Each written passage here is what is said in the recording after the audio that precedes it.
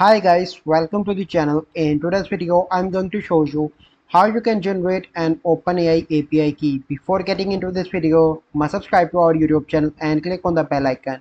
So the first step you simply need to do is to open AI account and you simply need to log in.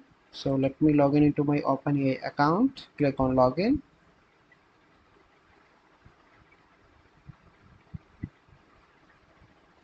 So you simply need to click on API. So you are in your account, and how you can generate the OpenAI API key, you simply need to click on the on personal on the top right, and then you need to click on view API keys. Click on that, and here you can see I already created. So let me delete this one. Okay, and if you want to create, you simply need to click on create new secret key and click on create secret key.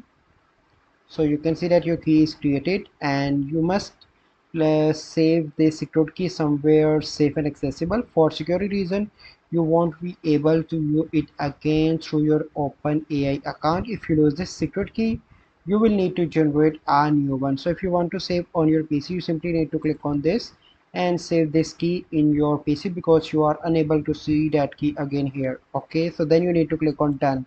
So this is a simple process by which you can generate an OpenAI API key.